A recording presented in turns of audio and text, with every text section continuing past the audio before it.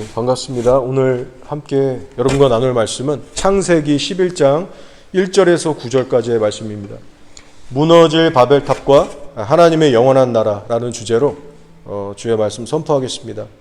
제가 먼저 읽겠습니다. 온 땅의 언어가 하나요 말이 하나였더라.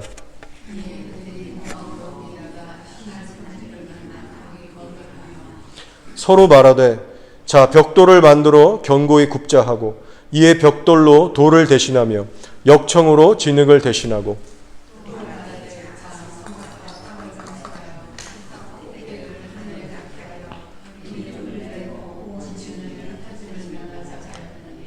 여호와께서 사람들이 건설하는 그 성읍과 탑을 보려고 내려오셨더라.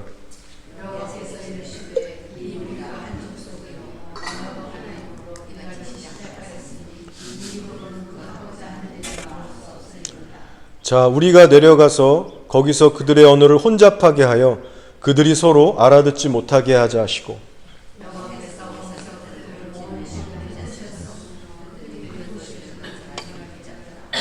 그러므로 그 이름을 바벨이라 하니 이는 여호와께서 거기서 온 땅의 언어를 혼잡하게 하셨음이니라.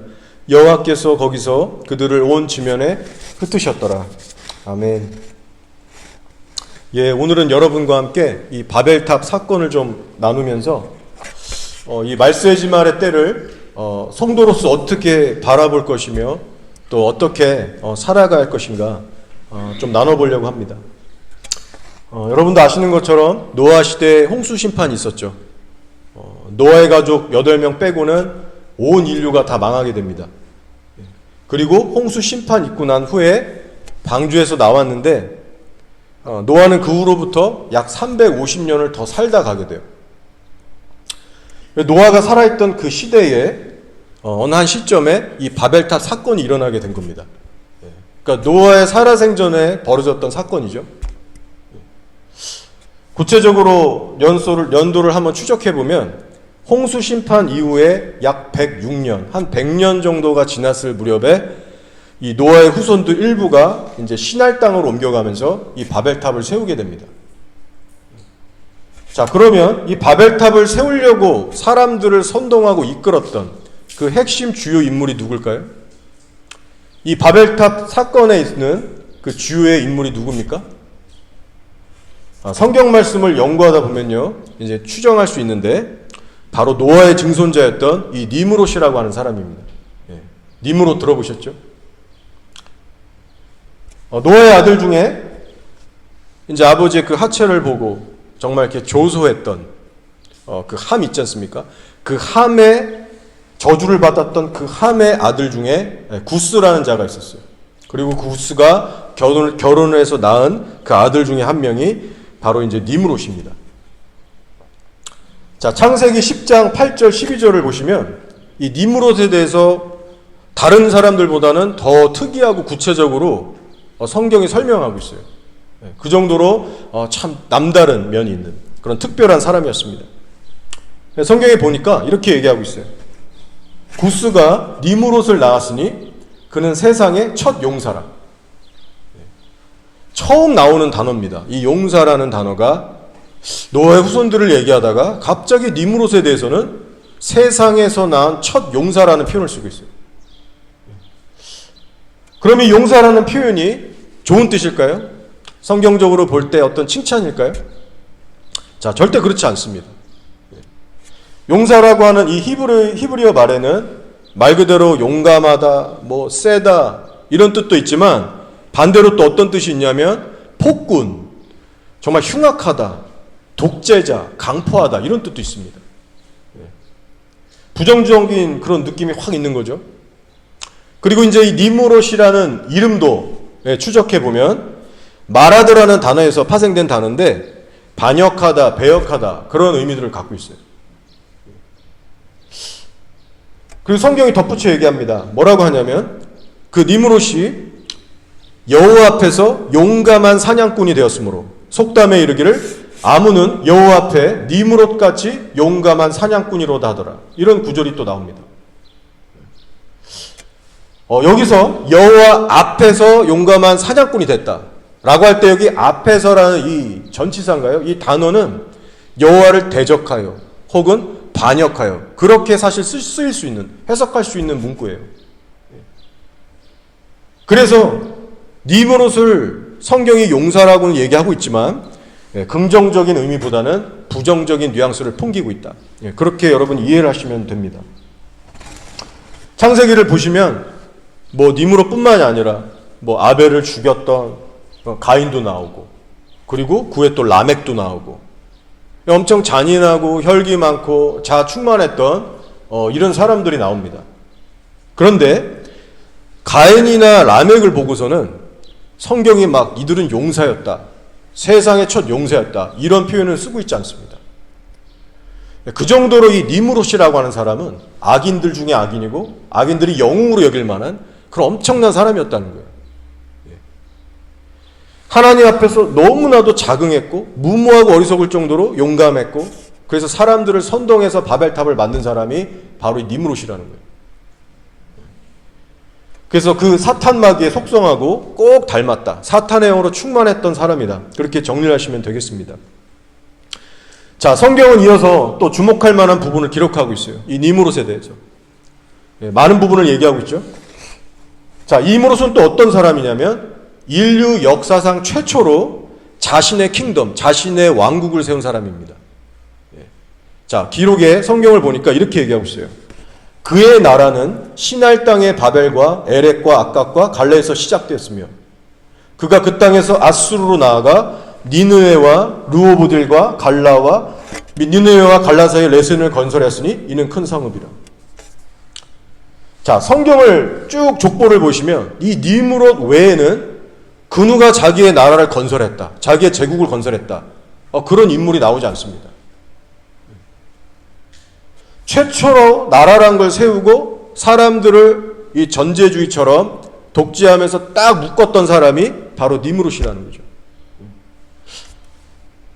그만큼 인간적으로만 보면 정말 독보적이고 대단한 사람입니다. 자, 그래서 말씀을 보면 니므롯이 어떤 땅부터 정복해 나갔는가 리스트를 쫙 나열하고 있는데요. 맨 처음 나오는 땅의 이름이 어디냐면 바로 시날 땅이에요. 바벨탑을 지었던 바로 그 시날 땅입니다. 그의 나라는 시날 땅의 바벨과 에렉과 이런 식으로 쭉 나가죠. 여기서 시날 땅이라는 표현은 고대 구약의 옛날 표현입니다. 결국은 바벨론 지역, 바벨론 땅을 의미하는 그런 말이에요. 그래서 시날 땅의 왕은 바로 니므롯이었다. 성경을 추적해보면 그렇게 우리가 알 수 있는 거죠. 그래서 이런 백그라운드를 이해하게 될 때 시날 땅에 세워진 바벨탑 중심에는 니므롯이 있었다는 사실을 우리가 확인할 수 있는 겁니다. 시날 땅의 왕이 니므롯이었기 때문에 이 니므롯의 허락과 서포트가 없이는 바벨탑이 세워질 수가 없는 거죠. 총 거기에 책임자자 왕이자 이끌어 나갔던 사람이기 때문에. 사실상 니므롯 본인이 누구보다도 이 바벨탑 세우는 것을 갈망했기 때문에, 그 야망이 있었기 때문에 이 일이 시작된 겁니다. 자, 그럼 이제 본론으로 돌아가서 바벨탑의 영성은 어떤 영성일까요? 니므롯과 또 그를 따르는 추종자들이 정말 연합해서 이 바벨탑을 쌓았는데 어떤 마음을 품고 이 일을 했겠습니까? 여러분이 아시는 것처럼 하나님이 기뻐하시는 마음이 결코 아니었습니다. 말씀해 보니까 성읍과 탑을 건설하여 그 탑 꼭대기를 하늘에 닿게 하여 우리 이름을 내자, 온 지면의 흩어짐을 면하자, 이런 슬로건을 내고 있어요. 하늘에 닿을 수 있을 정도의 높은 탑을 쌓고 하나님의 이름이 아니라 내 이름, 우리들의 이름을 내자. 그럼 이게 어떤 의미예요? 이거는 하나님에 대한 도전이고 반역이고 저항인 겁니다. 하나님은 무시해버리고 스스로가 삶의 주인이 되고 왕이 돼서 한마디로 자기 멋대로 살고 싶다는 거예요. 반란을 일으키는 겁니다. 이게 사실 얼마나 무모하고 어리석고 교만한 짓입니까? 너무나도 어이가 없는 것은요, 이 사람들이 하나님의 존재를 아예 몰랐기 때문에 어떤 영적 무지 때문에 어떻게 하다 보니까 바벨탑을 지었다? 그런 게 아니라는 거예요. 자, 니므롯이 누구라고 했냐면 노아의 증손자라고 했습니다. 니므롯에 좀만 올라가면 바로 그 의인인 노아가 있었어요. 믿음의 거장, 그 증손자가 바로 니므롯입니다. 노아가 350년을 홍수 이후에 더 살았다라고 했어요. 바로 동시대 사람이었습니다. 이 니므롯하고. 그러니까 어릴 때부터 예뻐했겠죠. 하나님이 어떻게 이 세상을 홍수로 심판하셨는지, 홍수 이전의 세상의 모습과 후의 모습이 얼마나 이게 천지개벽이 일어나는지 자세하게 동화처럼 설명해 줬겠죠. 하나님이 어떻게 언약을 주셨고 왜 무지개를 주셨고 정말 하나님의 어떤 성품과 법도에 대해서 자세하게 얘기를 해줬을 거란 말이죠. 이 노아의 할아버지가. 니므롯은 그렇게 하나님과 교제하고 동행하는 수많은 증거들을 갖고 있는 노아를 보면서 하나님의 존재를 절대로 부인할 수가 없었다는 거예요. 자, 그뿐이 아닙니다. 니므롯의 바로 할아버지가 함이었는데, 함의 신앙 좀 미성숙했을 수 있죠. 이 셈과 야벳에 비하면 좀 더 철이 없었지만 여전히 하나님을 믿었던 사람입니다. 함 역시 그들과 함께 방주에 타서 그 홍수를 눈으로 봤고 하나님의 구원과 기적을 경험했던 사람이에요. 하나님을 부정하는 사람이 아닙니다. 그러니까 할아버지였던 함을 통해서도 계속해서 살아계신 하나님에 대해서 들었을 거예요. 예배하는 모습을 보고 자랐습니다. 그 외에 또 누가 있어요? 셈과 야벳, 믿음 더 좋은 큰아버지, 작은 아버지들 있잖아요. 얼마나 또 하나님 얘기를 해줬겠습니까? 셈과 야벳이 방주 얘기를 맨날 해주는데 모두 증조 할아버지부터 할아버지, 작은 아버지, 큰아버지 하는 얘기가 다 일치하고 맞는 거예요. 진짜 홍수 일어났어. 이런 일이 이렇게 됐어. 지금 노아의 후손으로 우리가 지금 이렇게 번성하고 있는 중이야. 하나님 정말 무서운 분이야. 죄를 버려야 돼. 그러니까 윗세대가 전부 다 하나님을 믿고 인정하는 자들이었기 때문에 그런 환경에서 자랐기 때문에 이 니므롯은 그리고 뿐만 아니라 니므롯 그 시대 다음 세대들은 하나님을 다 믿었던 자들이라는 거예요. 자, 근데 니므롯을 비롯해서 그 다음 세대들의 문제가 뭐였어요? 하나님의 존재는 분명히 인식하고 아는데 하나님을 인정하기가 싫은 겁니다. 마음이 너무나도 강팍하고 삐뚤어져서 하나님을 대적하기 시작하는 거예요. 이런 말도 안 되는 일이 벌어지는 겁니다. 그래서 이 바벨탑이라는 이 사건은 어떤 하나님을 아예 부정하는 어떤 불신자들이 지은 게 아니고 하나님의 존재를 알음에도 불구하고 오히려 그 하나님보다 자기들을 높이면서 대적하려고 했던 게 이 바벨탑 사건이다. 그래서 이 사건의 내막을 알면 정말 소름 끼치고 와, 정말 이건 있어서는 안 될 일이 일어난 거구나. 그렇게 우리가 좀 더 정리를 할 수 있게 되는 거죠. 자, 사탄에게 미혹되고 붙들리니까 사람이 완전 짐승처럼 되는 겁니다. 내가 지극히 높은 자와 비기리라. 이게 사탄이 스스로 되뇌었던 교만한 말인데 그 사탄의 영이 니므롯하고 담세대 애들한테 들어가니까 무모하게 1%의 승산도 없는 싸움을 하나님께 걸어버리는 거예요. 자, 특별히 니므롯이라는 사람 안에 이 사탄의 영이 가득했는데요. 그때 니므롯이 어떤 발상을 합니까? 어디까지 생각이 미치죠? 야망이? 자, 하나님께서는 인류에게 뭐라고 명령하셨냐면 너희는 사방으로 생육하고 번성해라. 사방으로 퍼져라라고 말씀하셨어요. 근데 니므롯은 반대로 아니야, 너네 흩어지지 말고 여기 바벨탑 중심으로 다 모여. 사람들이 흩어지지 못하도록 통제를 하기 시작했어요. 이게 말이 좋아 연합이지 사실상은 이 니므롯의 독재 시대가 이제 펼쳐지는 겁니다. 전제주의가 펼쳐지는 거예요. 이런 생각을 가진 겁니다. 바벨탑을 중심으로 해서 사람들이 흩어지지 못하게 내 밑에 묶어둬야겠고 이 바벨 도시 그리고 바벨탑을 중심으로 해서 내 세력을 점점 세계로 확장해서 정말 내가 이걸 다스려야겠다. 그런 야심찬 야망을 갖고 이 공사를 한 겁니다. 그래서 이 바벨탑 사건을 보시면 이 예표적인 사건이라고 할 수 있어요. 이것은 곧 미래에 출현하게 될 이 적그리스도의 단일 정부를 이제 암시적으로 보여주고 있는 사건이었습니다. 자, 그래서 지금 오늘날 21세기에 이제 프리메이슨 하면 모르는 사람이 없지 않습니까? 실체가 점점 드러나고 있어요. 뭐 예수회, 뭐 딥스 이런 세력들의 존재를 이제 불신자들도 다 알고 있는 세상이 됐습니다. 자, 근데 또 동일합니다. 이 딥스라고 하는 세력 역시 하나님의 존재를 부정하는 사람들이 아니에요. 이 사람들은 그 누구보다도 영적인 세계를 이해하고 아는 사람들입니다. 자, 여러분 뭐 조사해보면 아시겠지만 프리메이슨 이런 애들은요 하나님을 부인하는 애들이 아니에요. 니무롯처럼 영적인 세계, 그 사탄도 알고 그 마귀 세력 그리고 하나님의 그 세계를 아는 그런 자들입니다. 그래서 프리메이슨들이 그 문서를 보고 이제 조사를 해보면요, 프리메이슨들이 이 존경하는 사람들이 있어요. 동경하고 자기의 선조로 여기는 사람들이 있는데 그 사람들이 누구냐면 역시 성경에 등장하고 있는 사람들입니다. 바로 에녹하고 니므롯이. 그 사탄 숭배자들이 에녹이라는 사람을 존경하는데 우리가 좋아하는 그 승천한 에녹이 아니라 가인의 첫 아들 에녹을 이제 존경하는 겁니다. 가인이 아벨을 쳐 죽이고 노수로 쫓겨나죠. 노새 가서 낳았던 아들 이름이 에녹이에요. 그리고 그 인본주의 성읍의 이름을 자기 아들의 이름을 따서 에녹 성읍이라고 짓습니다. 그러니까 이 프리메이슨 석공들은 와, 에녹 성읍 너무 멋있다. 와, 가인이 저렇게 에녹을 키우고 저런 도시를 스스로 건설해 갔구나.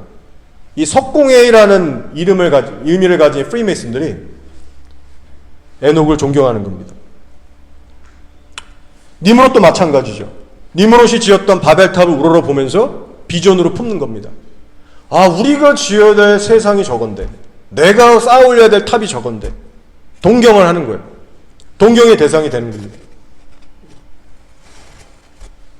자, 그래서 오늘날 우리가 주시하고 있는 이 적그리스도, 짐승 정부, 뭐 딥스, 뭐가 됐든 이 세력도 하나님의 존재를 인정한다는 거예요.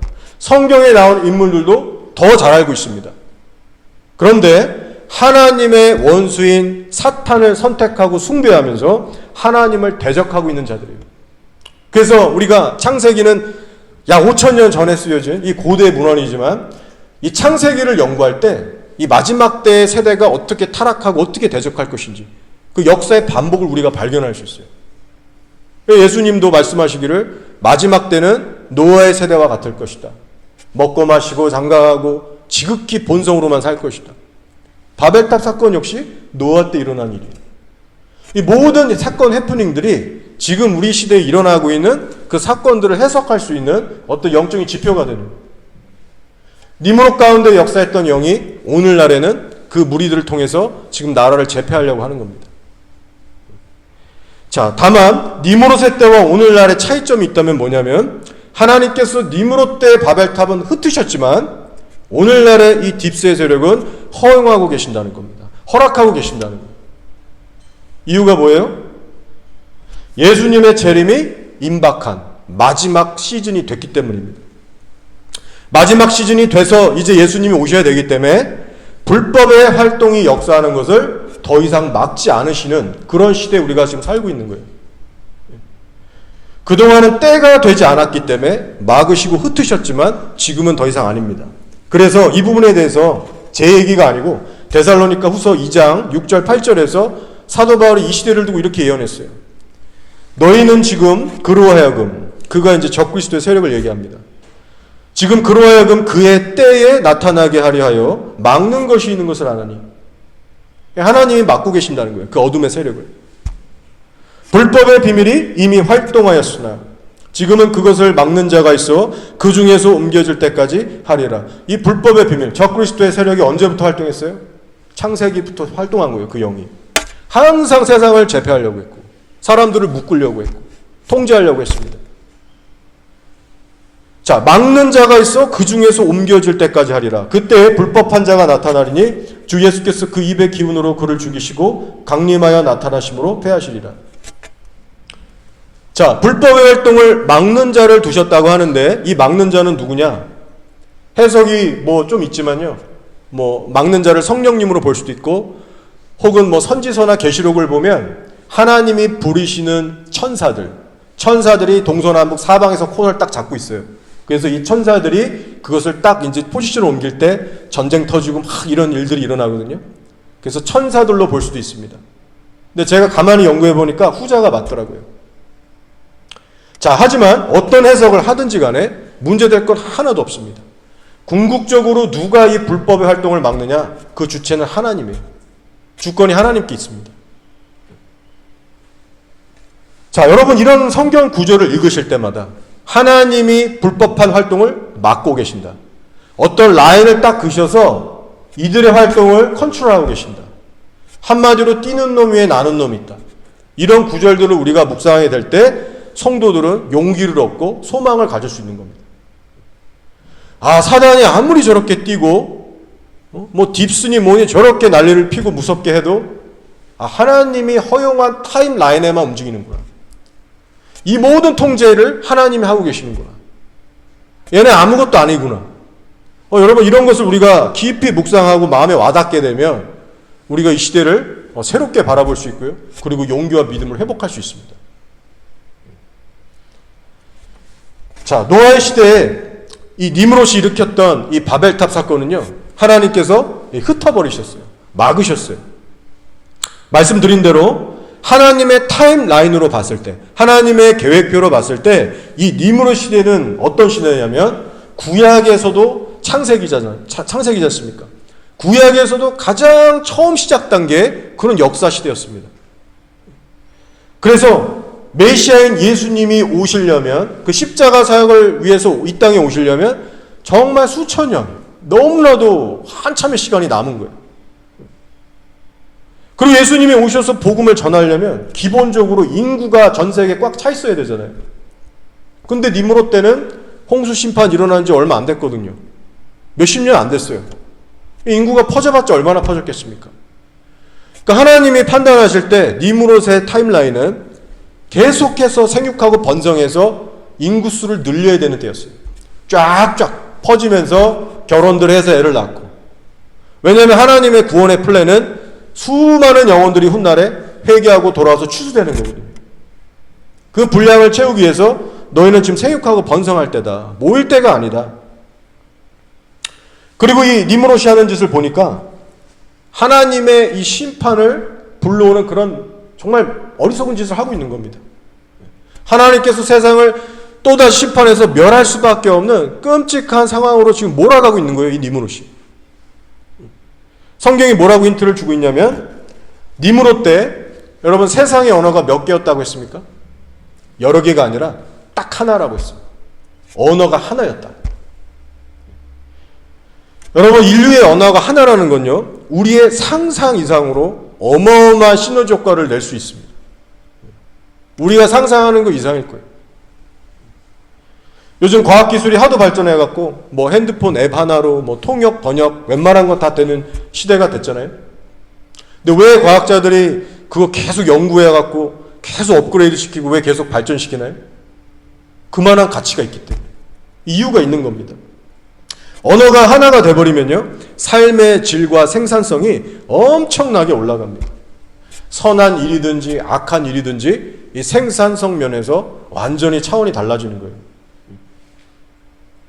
그래서 니므롯 때는 이 언어가 하나이다 보니까 사람들의 소통도 너무나 잘 되고 인구수도 지금처럼 많지가 않았어요. 좀 더 쉽게 모일 수 있었어요. 뭐 그때 당시 뭐 100년밖에 안 되는데 뭐 지구 반대편으로 가지 않았을 거 아니에요. 이 부족 사회니까 다 고기 살았을 텐데 뭐 숫자는 많았겠지만, 그러니까 소통도 너무 잘 되고 일의 추진력도 너무 좋고 연합의 속도도 너무 빠르고. 그 니므롯이 보통 애가 아니었거든요. 세상의 첫 용사다. 남다른 기질을 갖고 있었거든요. 뭐 리더십하며 뭐 용기하며 전략 뭐 여러 가지가. 그러니까 이대로 가다가는 온 세상을 자기 손 아래 통제하면서 하나님이 치실 수밖에 없는 멸망의 형국으로 지금 끌고 가는 거예요. 그러니까 하나님은 지금은 지구 종말의 때가 아니야. 지금은 아직 아니야. 그렇게 판단하시고 언어를 복잡하게 여러 개로 나누시기 시작하면서 이제 얘네를 이제 흩어버리신 겁니다. 자, 근데 현재 우리가 살고 있는 시대는 어때요? 지금 21세기가 됐는데 지금 상황은 완전히 다른 겁니다. 하나님의 타임라인으로 보면 지금 복음이 거의 다 모든 민족에게 전파가 됐어요. 뭐 거의 마지막 단계라고 볼 수 있습니다. 인터넷, AI 나오고부터 지금 거의 맞춰가고 있어요. 복음이 만천하에 전파되면 그때 예수님께서 오신다고 분명히 말씀하셨잖아요. 그래서 복음도 거의 전파됐겠다. 성경에 나온 이스라엘 나라가 버젓이 저렇게 일어났겠다. 제산성전 큐만 떨어지면 바로 지을 수 있는 재료 준비도 다 됐겠다. 그리고 성전이 세워지면 그 성전을 더럽히고 자신을 경배하라는 이 적그리스도도 지금 어딘가에 지금 살고 있을 겁니다. 모든 게 지금 다 준비됐어요. 여러분, 니므롯이 지은 이 바벨탑은 하나님이 무너뜨리셨지만 지금 오늘 이 시간에는 불법의 활동을 허락하고 계십니다. 여러분, 이것을 잊지 마시면서 영적인 긴장감이라는 것을 절대로 풀지 마시기 바랍니다. 제가 이 니므롯의 바벨탑을 묵상하면서요, 하나님께 기도로 물어봤습니다. 하나님, 악인들은 지금 이렇게 똘똘 뭉치면서 뭐 잘리커크도 죽이고 뭐 저렇게 이빨 갈면서 교회들을 탄압하고 위협하고 있는데, 하나님, 그럼 우리 성도들은 뭘 어떻게 해야 됩니까? 그런 기도를 했어요. 바벨탑을 묵상하면서. 뭔가 우리는 좀 반대로 뭔가를 해야 되지 않을까, 이런 마음에 물어보게 됐습니다. 자, 근데 기도 가운데 문득 제 머릿속에 사도행전에 나오는 이 마가의 다락방 모임이 떠올랐어요. 솔직히 말씀드린 겁니다. 전혀 저는 사도행전을 묵상한 적도 없고, 최근에 이 마가의 다락방 오순절 이거를 저는 전혀 생각하지 않았어요, 요새. 갑자기 뜬금없이 그 마음이 오는 거예요. 그래서 제가 성령님이 주시는 것 같아서 사도행전을 피고 마가의 다락방 그 다시 한번 제가 이제 묵상해 보게 됐습니다. 그랬더니 이게 너무나도 싱크로율에 맞고 비교가 되는 거예요. 자, 한번 들어보세요. 마가의 다락방 모임하고 니므롯 일당에 모였던 이 바벨탑 사건하고 정말 비슷한 점이 많구나. 그러나 다른 결론으로 갑니다. 자, 첫 번째 공통점이 뭐냐면요, 의인이든 악인이든 한 장소에 모였다는 겁니다. 니므롯 일당들은 시나이 평지에 모여서 악한 일들을 꾸몄지만 우리 초대교회 성도들은 예루살렘을 떠나지 않고 예루살렘에 있는 마가의 다락방에 모여서 하나님을 향해서 간절히 기도했어요. 자, 두 번째는 자신들의 목적을 이루기까지 그 장소를 떠나지 않았다는 겁니다. 니므롯 일당들은 야, 우리 흩어지지 말고 여기에 높은 탑을 쌓고 우리 이름을 내자. 장소를 떠나지 않은 목적이 뭐였어요? 우리의 이름을 내는 거, 탑을 쌓는 거였어요. 반대로 초대교회 성도들은 왜 모였습니까? 예수님께서 명령하셨거든요. 너희는 예루살렘을 떠나지 말고 약속하신 바 성령을 받을 때까지 여기서 기도해라, 기다려라. 성령을 받겠다는 목적 하나로 교인들은 모인 겁니다. 그리고 세 번째로 또 비슷한 점이 있어요. 뭐냐면 하나님께서 땅을 지켜보시고 땅으로 내려오셨다는 겁니다. 자, 여호와께서 사람들이 건설하는 그 성과 탑을 보려고 내려오셨더라. 사실 어떤 사람의 어떤 그런 행동을 묘사하는 이제 그런 익스프레션인데, 하나님 뭐 다 보고 계시죠. 내려오실 필요가 없죠, 사람처럼. 그러나 어쨌든 하나님이 이 땅의 일을 개입하시고 이제 그런 표현을 이제 그렇게 쓰는 것입니다. 자, 마찬가지예요. 초대교회 성도들에게는 어떻게 하세요? 성령의 불로 임하시죠. 다락방에서 열심히 기도하고 있던 각 사람 위에 성령 하나님을 부어주십니다. 내려온 거죠, 하늘이 땅으로. 자, 네 번째도 있어요. 아직 끝이 아닙니다. 자, 네 번째는 뭐냐면 하나님이 찾아오셨을 때 이 땅에 사람들의 언어가 바뀌기 시작했다는 거예요.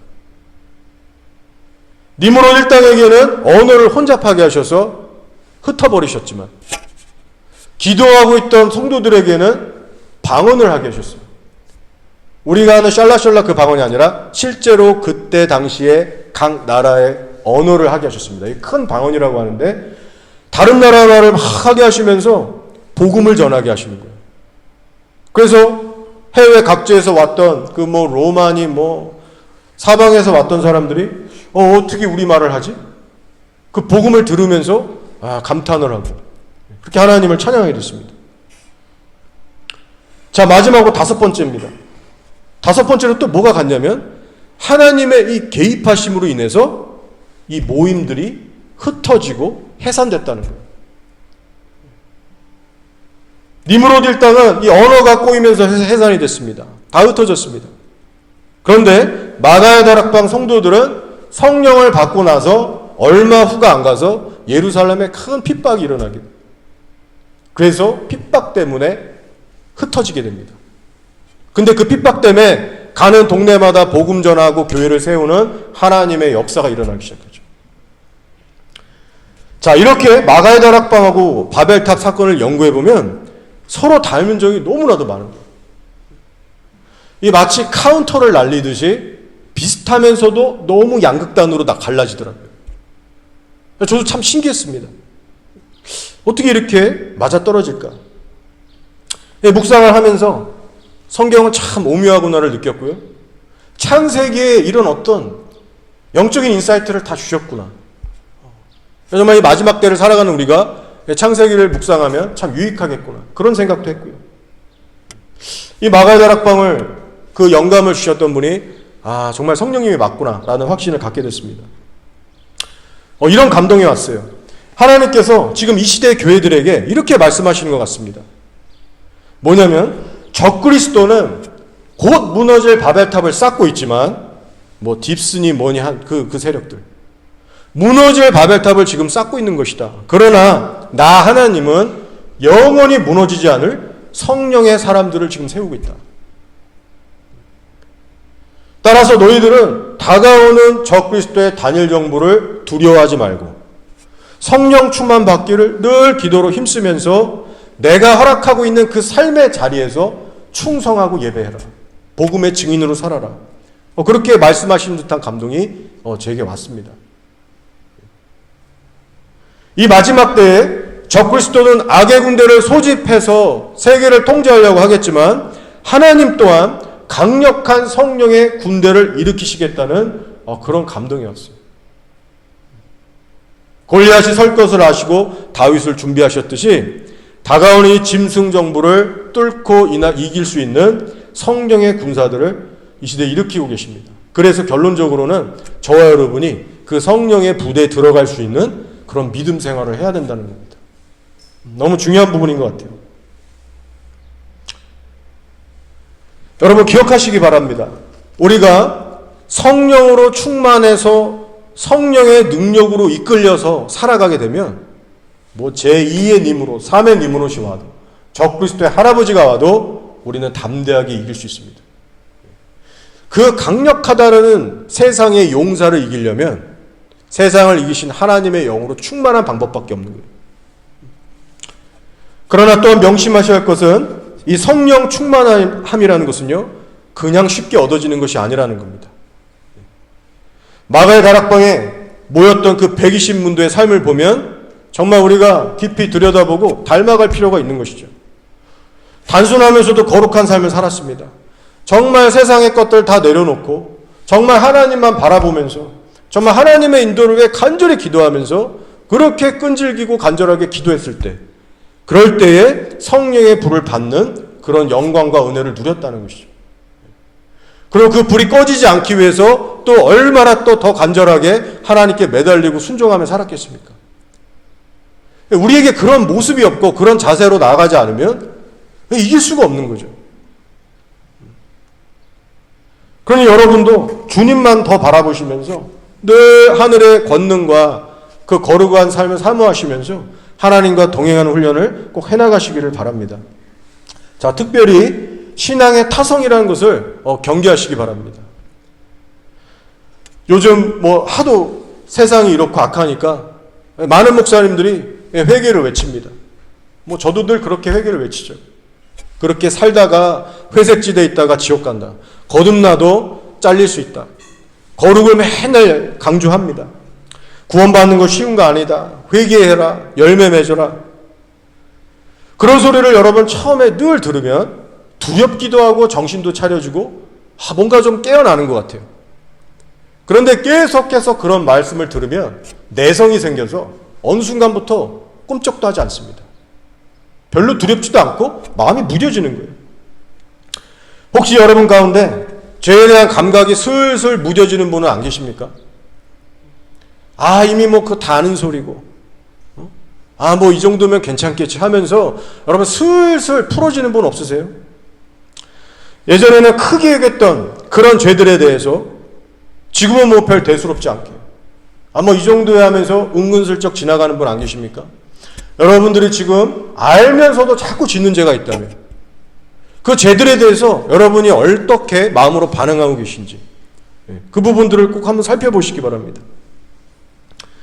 세상의 현실에 빠져서 걱정하고 근심하고 욕심부리고 또 바쁘게 살다 보면 성령님께 반응하는 속도나 민첩성이 급속도로 무뎌질 수 있습니다. 그러면 성령 충만도 받을 수가 없는 거예요.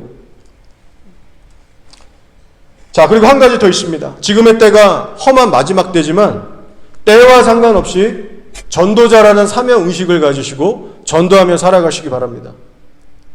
분명한 건 뭐냐면요, 우리가 현재 하나님께 순종하면서 여태까지 살아오고 있다면 지금 여러분이 살고 있는 그 삶의 터전도 하나님이 허락하고 계신 삶의 터전이라는 거예요. 하나님의 계획과 섭리가 지금 여러분의 삶의 현장에 있는 겁니다. 오클랜드 여러분을 심으신 이유는, 큰 이유 중 하나는 복음 전파였습니다. 여러분이 오클랜드에서 하나님께 예배드리고 복음을 증거할 때, 또 이웃을 섬길 때 하나님께서 기뻐하실 거예요.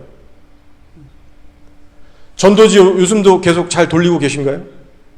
여러분 계속해서 돌리시기 바랍니다.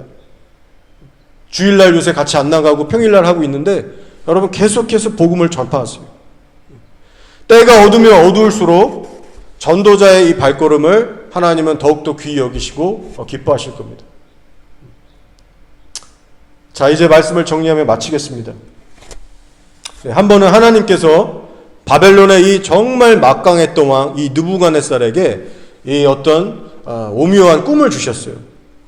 근데 이 꿈이 해석이 스스로 안 되니까 막 짜증도 나고 고뇌에 빠지고 막 화도 나고 쩔쩔매다가 결국엔 다니엘이 와서 속 시원하게 풀어주는 사건이 있었습니다. 그 꿈의 마지막 장면에 어떤 내용이 있냐면 이런 말씀이 있는데 한번 들어보세요. 또 왕이 보신즉 손대지 아니한 돌이 나와서 신상의 쇠와 진흙의 발을 쳐서 부서뜨리매 그때 쇠와 진흙과 놋과 은과 금이 다 부서져 여름 타작마당에 겨같이 되어 바람에 불려간 곳이 없었고 우상을 친 돌은 태산을 이루어 온 세계에 가득하였나이다.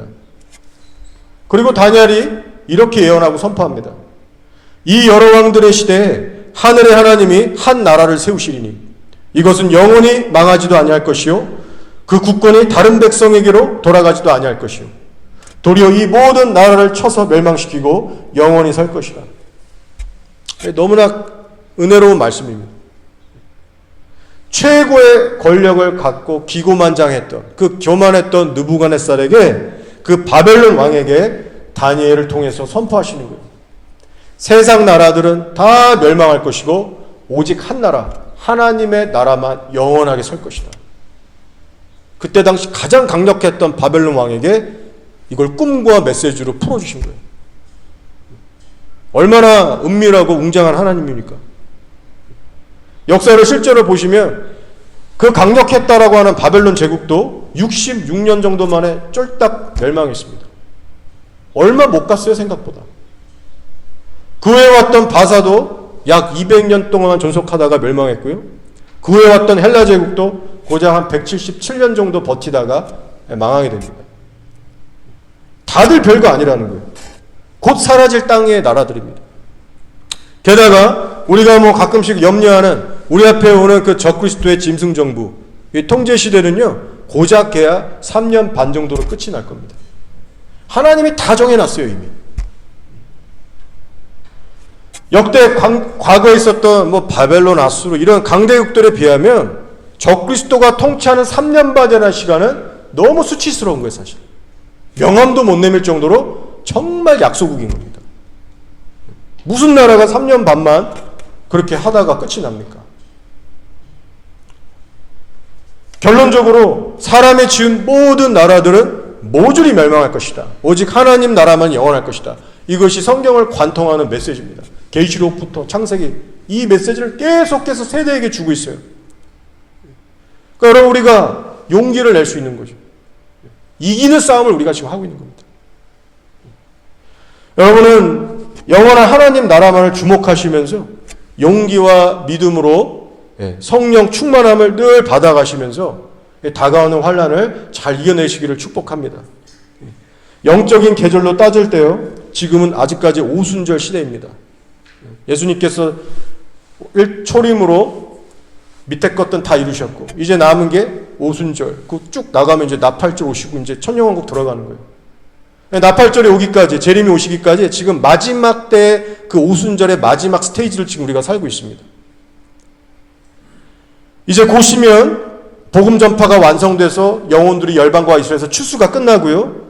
그리고 이제 예수님 오시면서 우리 함께 나팔절, 장막절 시즌으로 들어갈 거예요. 그래서 이 오순절의 마지막 추수 기간인 지금을 살고 있는데 여러분 정말 충성을 끝까지 다하셔서 한 명이라도 복음 더 전하시고 정말 다가오는 이 세상 환난을 꼭 이겨나갈 수 있는 그런 깨어있는 또 지혜롭고 성숙한 성도들로 하루하루를 살아가시기를 주의 이름으로 축복합니다.